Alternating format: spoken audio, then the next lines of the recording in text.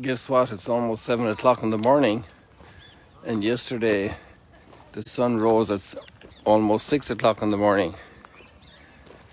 And that's just because we had it changed to summertime. So our clocks went forward an hour last night.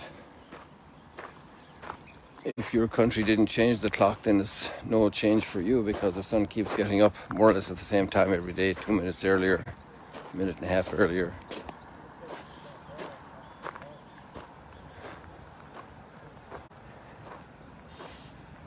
The water is very calm. The water is always a reflection of the sky. Well, there's also the factor of wind that can stir up the water.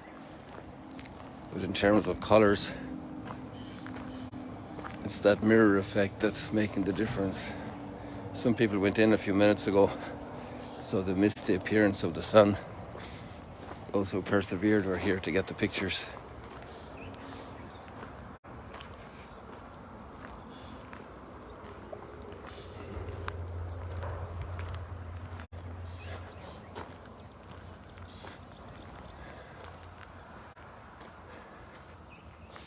We're entering into the high tensions, contextualizing Holy Week, probably the drama of history.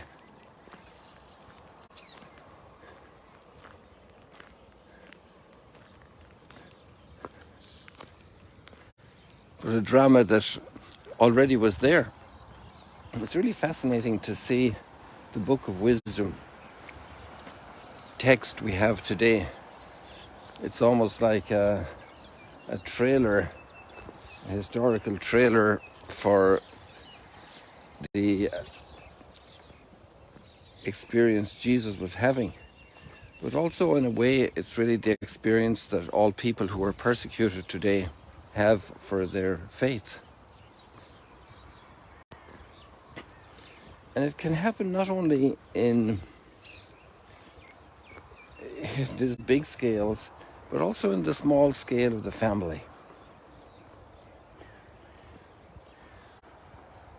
If somebody is raising the bar morally or spiritually, that doesn't sit well with people who have gradually come into a status quo that's accepted by most everybody, that's not questioned, that's simply there. And somebody that's being renewed spiritually becomes a thorn in the eye. That's an expression, isn't it? That's very eloquent, very dramatic. To be a thorn in the eye. So here we have the Book of Wisdom, and that's very recent biblical literature at the time of the Roman period. It's coming out of Alexandria, the Jewish community there, pondering the history of God's intervention with his people, and gleaning so much understanding and wisdom in that pondering.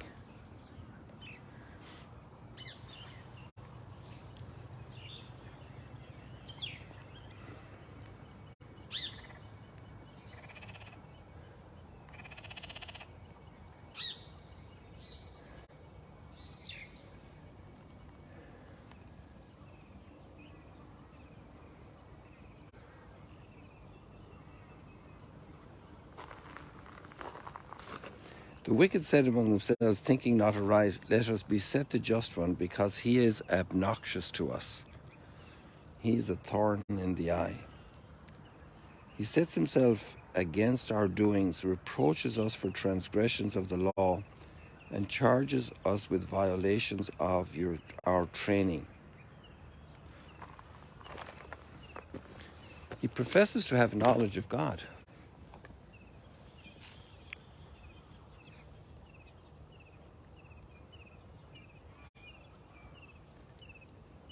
These are all going to open up with the sun. All these flowers.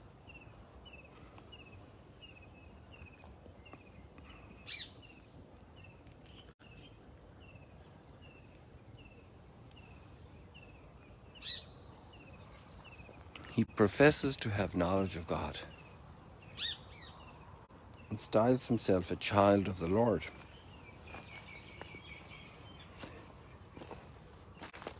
So there's another bit happening here as well that's very interesting, and that is this connection with God that the just person has, actually totally needs and wouldn't be just without it. It would be impossible.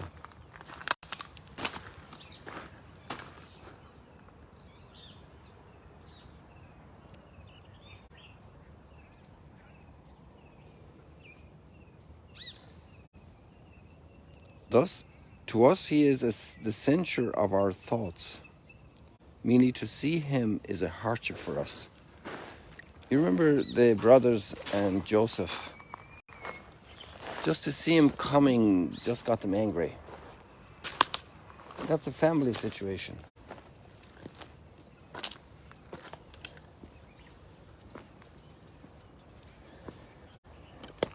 It's good to ponder these stories also with children, parents or grandparents with the children, catechists, so that they understand the contours of human behavior and life and reactions, the complexity of the human heart, and to become alert to the pitfalls for our own thinking.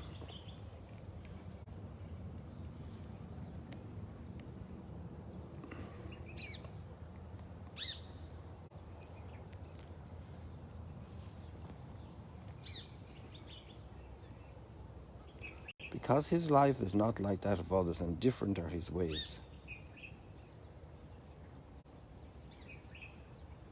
He holds aloof from our paths as from things impure.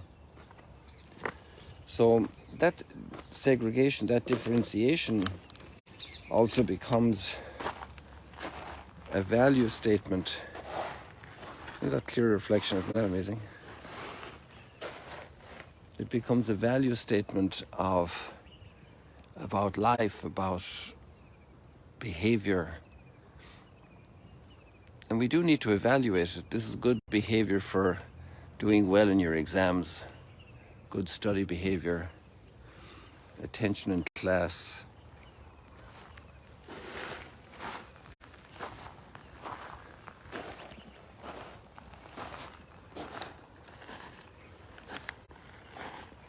So these patterns work out in just a very normal day-to-day life, right at the family level, at the school level, at the playground level, at the brothers having their lunch, and this little brother comes along and there's just that hostility. Let us see whether his words be true. Let us find out what will happen to him. And just listen to this text now and think of what happened with Jesus. For if the just one be the Son of God, he will defend and deliver him from the hand of his foes. You know that call, come down from the cross. With revilement and torture, let us put him to the test. How was Jesus tested? Do not put us to the test. That's the second last prayer of the Our Father. It's the time of great trial. With revilement and torture, let us put him to the test, that we may have proof of his gentleness and try his patience. Let us condemn him to a shameful death, for according to his own words, God will take care of him. Let us condemn him to a shameful death.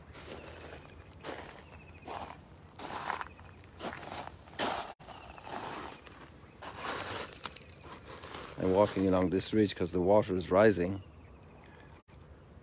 and so I can't walk along there anymore. So soon I won't be able to come through here in the mornings. Maybe until next, who knows. Depends on how high the water will be this coming winter. We didn't have that much rain this year, so it's still viable to come through here.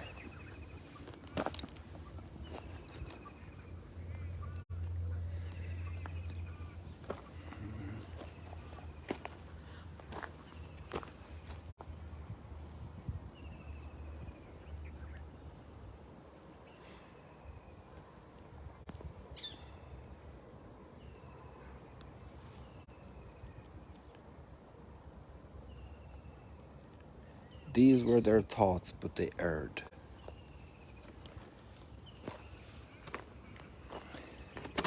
And that's the book of wisdom.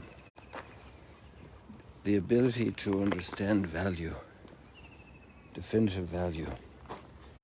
Even if the big crowd goes along in a behavior that everybody applauds, the emperor's new clothes,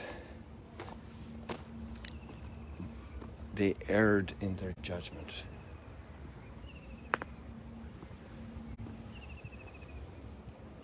They did not know the hidden counsels of God.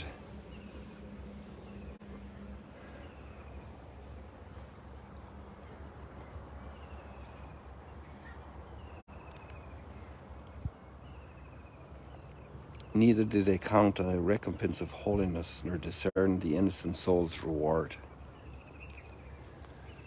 I stayed with this today.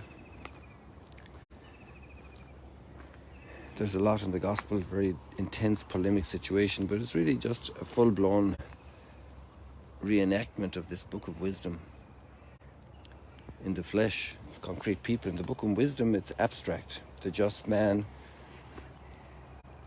the wicked man.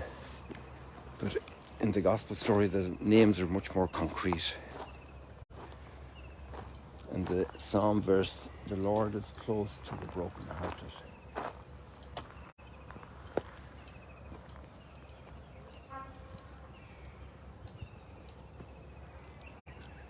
The Lord is close to the brokenhearted.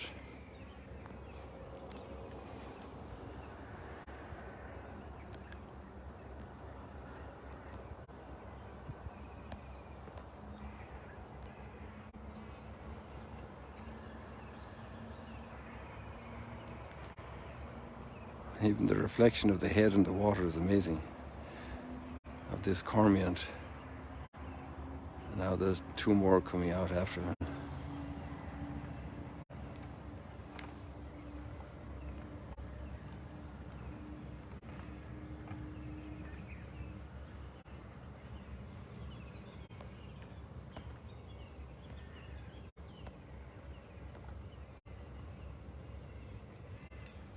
God bless you people. Have a blessed day today. See you later, alligators.